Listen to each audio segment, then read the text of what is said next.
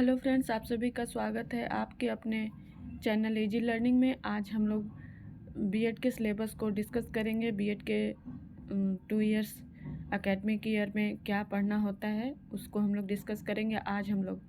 ठीक है, तो आइए देखते हैं।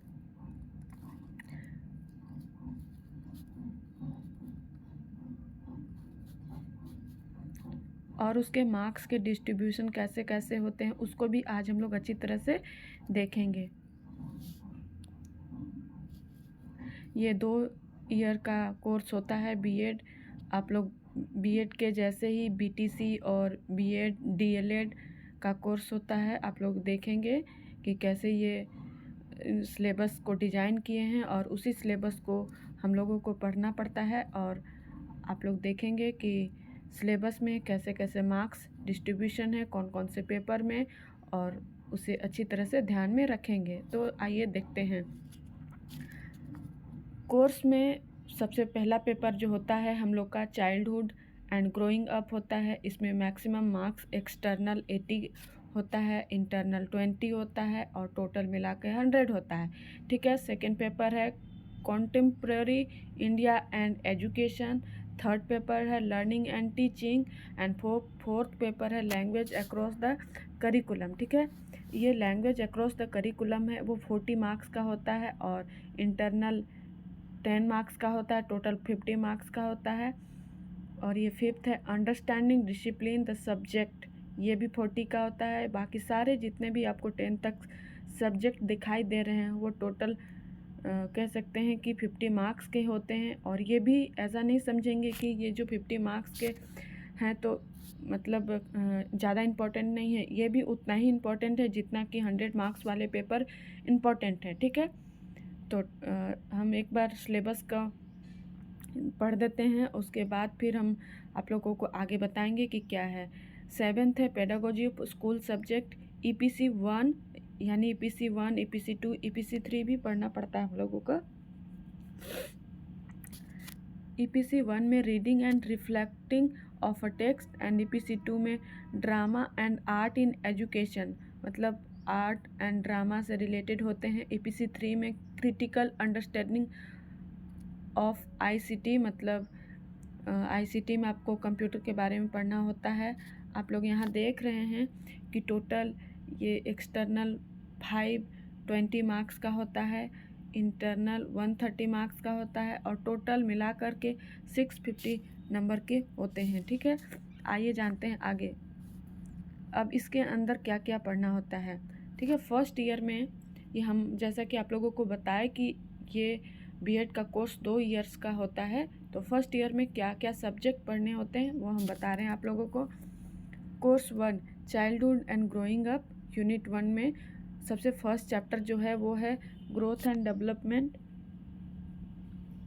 आप लोग इसमें देख लेंगे कि इसके अंदर क्या क्या पढ़ना है। अभी हम उतना डिस्कस नहीं कर पाएंगे, यहाँ आप लोग अच्छी तरह से देख रहे हैं।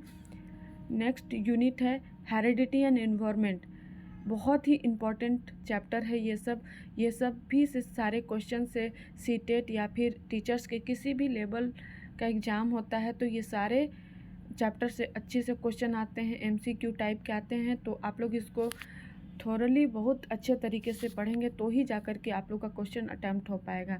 यूनिट 3 है इंडिविजुअल डिफरेंस। यूनिट 4 है इंटेलिजेंस एंड क्रिएटिविटी। ये चैप्टर काफ़ी आसान भी है, लेकिन अगर नहीं आप लोग अच्छी तरह से पढ़ेंगे, नहीं कॉन्सेप्ट को समझेंगे तो थोड़ा टफ भी लग सकता है। ठीक है। यूनिट 5 है पर्सनालिटी में आपको बताया जाएगा कि कैसे उसका पर्सनालिटी को डेवलप करना चाहिए, रियल मायने में किसे पर्सनालिटी कहा जाता है वो सभी बताया जाता है। ठीक है। अब सिलेबस में ही बता दिया गया है कि इसमें जो पुस्तक है मतलब पाठ्य पुस्तक है उसमें बाल्यावस्था एवं उसका विकास यानी revised and enlarged edition Rita Chauhan का एक बुक आती है, उसे आप ले लेंगे। ठीक है। या फिर किसी भी तरह का बीएड से रिलेटेड कंफ्यूजन होगा तो आप लोग कमेंट कर सकते हैं। कोर्स 2 है कॉन्टेम्प्रेरी इंडिया एंड एजुकेशन।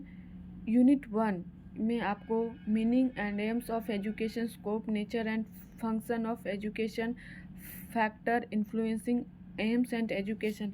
बहुत लोगों को इंग्लिश के नोट्स में प्रॉब्लम होती है, तो अगर इंग्लिश के भी नोट्स चाहिए होगा तो भी आप लोग कमेंट करेंगे।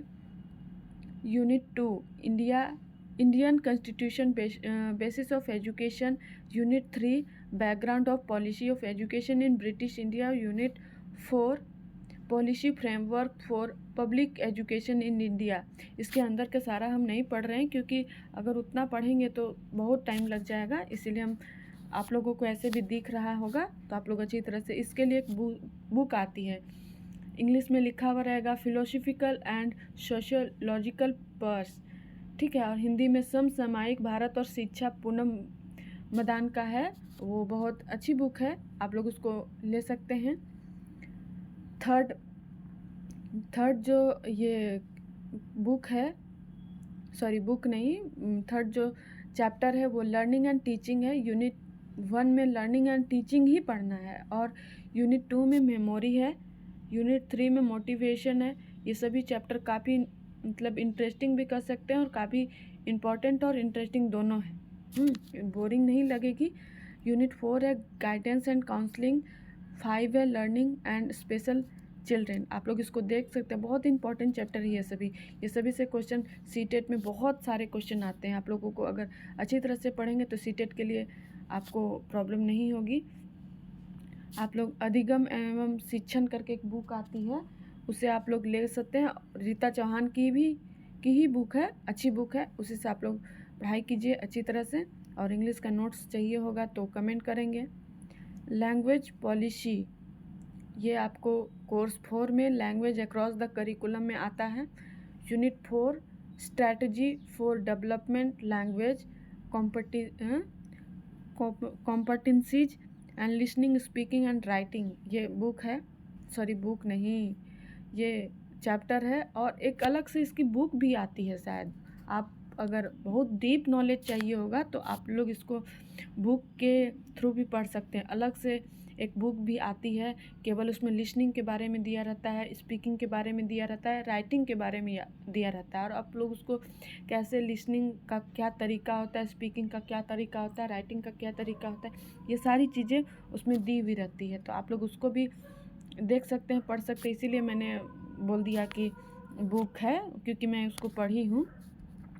Unit 3 aspect of language teaching, ठीक है, एस्पेक्ट ऑफ लैंग्वेज टीचिंग, ये यूनिट 3 है, इसमें भी पढ़ना है आप लोगों को। टेक्निक्स, डिस्कशन, नोटेशन, क्वेश्चनिंग के बारे में आपको बताया जाता है। और इसकी एक बुक है पाठ्यक्रम में भाषा यानी language across the curriculum, Krishna Sharma का, बहुत अच्छी बुक है, आप उसको देख सकते हैं। यूनिट 1 कोर्स 5 में यूनिट 1 कोर्स 5 का नेम है अंडरस्टैंडिंग डिसिप्लिन एंड सब्जेक्ट, ठीक है। तो आप लोग का जो कोर्स है, तो कोर्स का नाम भी आप लोगों को अच्छी तरह से पता होना चाहिए कि कौन सा कोर्स हम लोग पढ़ रहे हैं, ये भी अच्छी तरीके से पता होना चाहिए, ठीक है। यूनिट 1 में फिलोसॉफिकल एस्पेक्ट ऑफ एजुकेशन, और यूनिट 2 में आप लोग देख सकते हैं concept and scope of curriculum है, इसकी भी बुक आती है understanding discipline and school subject, अच्छी बुक है, आप लोग इसको देख सकते हैं। यूनिट 1 में से कोर्स 6 में यूनिट 1 है जेंडर स्कूल एंड सोसाइटी, ये भी कोर्स 6 में ही पढ़ना है हम लोग को। तो टोटल कोर्स 7 है, आप लोग यूनिट वाइज देख सकते हैं कि क्या क्या पढ़ना है क्या नहीं। अगर जहाँ भी दिक्कत हो रही है आप लोग उसको पॉज कर लेंगे और उसको अच्छी तरह से देखेंगे सिलेबस को। और अगर आप लोगों को डायरेक्ट पीडीएफ चाहिए होगा तो मेरे को कमेंट कीजिएगा, हम आप लोग को पीडीएफ शेयर कर देंगे, आप लोग उसको निकलवा सकते हैं। एक इसकी बुक होती है, बुक की ही नाम है school gender school and society, अच्छी बुक है, आप लोग इसको ले सकते हैं। अब है 7A एंड 7B, मतलब कोर्स 7A एंड 7B, ये पेडागोजी ऑफ स्कूल सब्जेक्ट है। इसमें क्या पढ़ना है वो हम आप लोगों को बताते हैं। ये इंग्लिश का एक कह सकते हैं ये मेथड पेपर है, सबका अलग अलग मेथड पेपर होता है। आप लोगों को मेथड पेपर देखना हो तो ऐसे देखिएगा कि यहाँ पे इंग्लिश लिखा हुआ है, उसी तरह जिसका इंग्लिश होगा, जिसका मैथ्स होगा, जिसका एसएसटी होगा, एसएसटी का कोई सब्जेक्ट होगा, तो उस तरह से दिया हुआ है। ये मेथड पेपर है, आप लोग मेथड पेपर के सिलेबस बहुत कम मिलता है, तो मेरे पास था तो मैंने सोचा कि आप लोगों को दे देती हूँ, तो शेयर कर दी। आप लोग देख सकते हैं, इसको पॉज करके हम धीरे धीरे बढ़ा रहे हैं। और देखिए 7A एंड 7B में जिन लोगों का हिंदी है, आप लोग हिंदी वाले स्टूडेंट देख सकते हैं, ठीक है। देखिए हम धीरे धीरे करके कर रहे हैं, आप लोग उसको देख सकते हैं। जिन लोगों का उर्दू है, उर्दू वाले स्टूडेंट देख सकते हैं। संस्कृत है। ये जो मेथड पेपर होता है ना, आप लोग जब एडमिशन लेंगे तो उसी समय बता दिया जाएगा कि आपका मेथड पेपर क्या होगा। मेथड ए मतलब फर्स्ट ईयर, मेथड बी मतलब सेकेंड ईयर में आप लोगों को क्या पढ़ना है, आप लोग को उसी समय बता दिया जाएगा। इसकी बुक भी आती है मेथड पेपर का, इसीलिए आप लोग ज़्यादा टेंशन ना लें।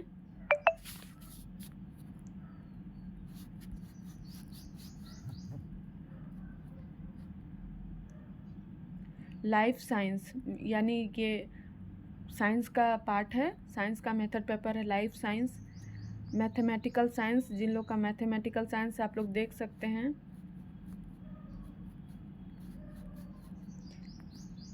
होम साइंस भी मेथड पेपर में रहता है। हिस्ट्री मेथड देख सकते हैं स्टूडेंट, हिस्ट्री वाले। सिविक्स मेथड, थोड़ा सा हम इसको फास्ट ही मूव कर रहे हैं। इकोनॉमिक्स मेथड,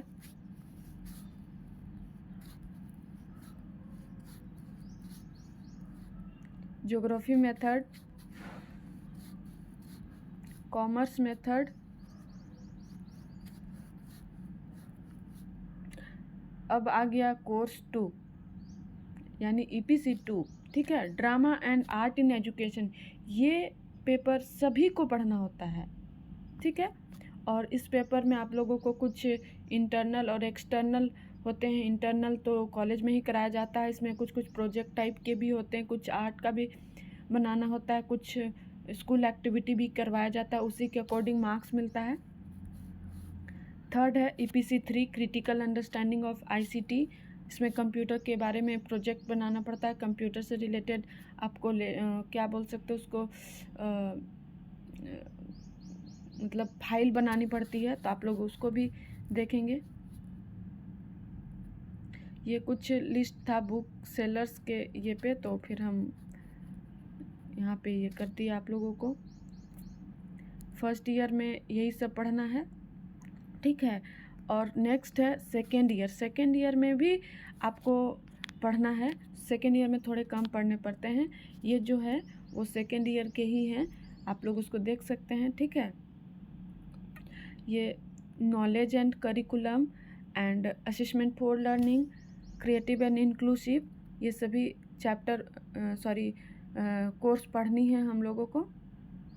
तो आप लोग इसे अच्छी तरह से ध्यान देंगे और पढ़ेंगे। तो आई होप कि मेरा वीडियो आप लोगों को पसंद आया होगा। पसंद आया तो लाइक कर दीजिएगा, कमेंट कर दीजिएगा, नया आए तो सब्सक्राइब कर दीजिएगा। So thank you and most welcome.